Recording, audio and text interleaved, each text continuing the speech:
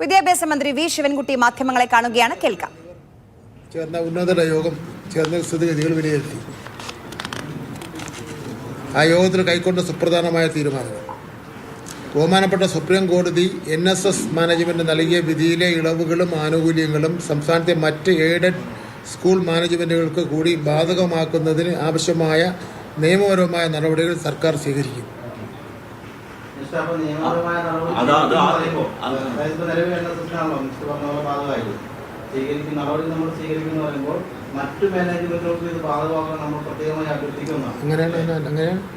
സർക്കാർ ഹർജി കൊടുക്കുന്നതാണ് ഉദ്ദേശിക്കുന്നത്. എന്ത് നടപടിയാണ് സർക്കാർ ഭാഗത്തുണ്ടാകുന്നതാണ് ഒരു കൺഫ്യൂഷൻ വരുന്നത്. അത് സർക്കാർ ഒരു പുതിയ പെറ്റീഷനുമായി സുപ്രീം കോടതി പോകുമ്പോൾ 16-ാം തീയതി പോസ്റ്റ് ചെയ്തിരിക്കുന്ന ആ ദിവസം കോടതിയെ ഇക്കാര്യം സർക്കാർ ഗവൺമെന്റിന്റെ നിലപാട് പറഞ്ഞല്ലോ. ഗവൺമെന്റിന്റെ നിലപാട് എന്താ? NSS മാനേജ്മെന്റിന് ലഭിച്ചതുപോലുള്ള ആനുകൂല്യം മറ്റു മാനേജ്മെന്റുകൾക്കും ലഭിക്കുക എന്നുള്ളതാണ് ഗവൺമെന്റിന്റെ നിലപാട്. ആ നിലപാട് കോടതിയെ അറിയിക്കും. 16-ാം തീയതി പോസ്റ്റ് ചെയ്യുമ്പോൾ അറിയിക്കും.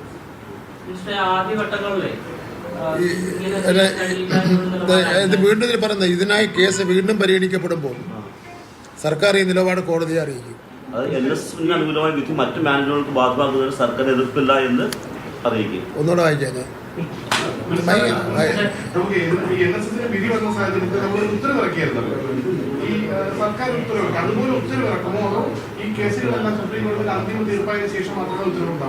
അല്ലല്ല, നമ്മളിപ്പോ ഇത് കുറേ കേസുണ്ടല്ലോ, SLP അങ്ങനെയൊക്കെ കുറേ കേസുകളുണ്ട്. ആ കേസെല്ലാം കൂടെ പോസ്റ്റ് ചെയ്തിട്ടുണ്ട്.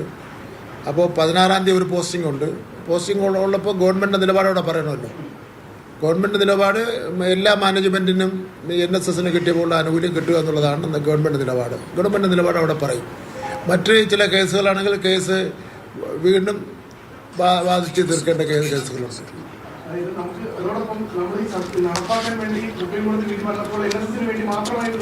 അതെ, മറ്റ് ഇത് അങ്ങനെ തീരുമാനം വന്നാൽ മാറ്റി ഇറക്കും. അത്രേ പറ്റുള്ളൂ.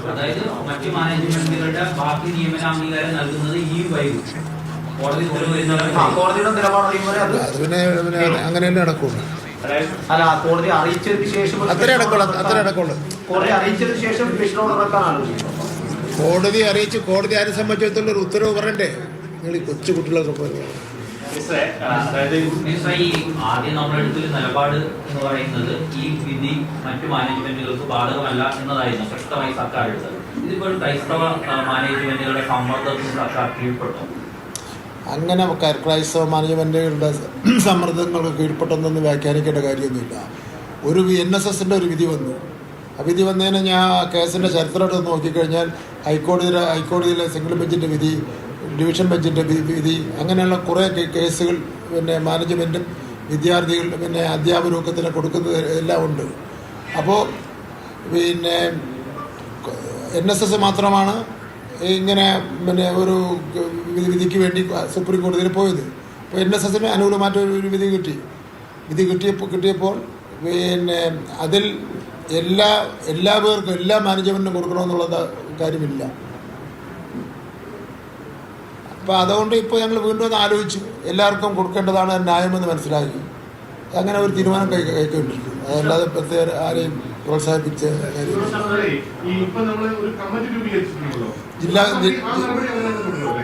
അത് തുടരും. ഇപ്പം ജില്ലാ സമിതി രൂപീകരിച്ചിട്ടുണ്ട്, സംസ്ഥാന സമിതി രൂപീകരിച്ചിട്ടുണ്ട്. ആ രണ്ട് സമിതികളും ഈ പിന്നെ നിയമനം വേഗതയിലാക്കുന്നതിന് വേണ്ടിയാണ്. സർക്കാർ മുമ്പ് ഇക്കാര്യത്തിൽ പറഞ്ഞൊരു നിലപാട് 5000-ഓളം ഒഴിവുകളുണ്ട്, പക്ഷേ സ്കൂൾ മാനേജ്മെന്റുകൾ ഇതുവരെ 1500 ഒഴിവുകൾ റിപ്പോർട്ട് ചെയ്തിട്ടുള്ളൂ എന്ന് സർക്കാർ തന്നെ പറഞ്ഞിരുന്നു. ആ ഒരു സ്ഥിതിവിശേഷം ഇപ്പോഴും നിലനിൽക്കുകയല്ലേ? അപ്പോൾ എങ്ങനെയാണ് പ്രായോഗികമായ പരിഹാരം എങ്ങനെ വരും? പ്രായോഗികമായ പരിഹാരം ഇങ്ങനെയൊക്കെ നടക്കാൻ നമ്മുടെ ജനാധിപത്യ സംവിധാനത്തിൽ ഇങ്ങനെയൊക്കെ പ്രായോഗികമായ പരിഹാരം നടത്താൻ പറ്റുള്ളൂ. വേറെ ഒന്നും നടത്താൻ പറ്റില്ല.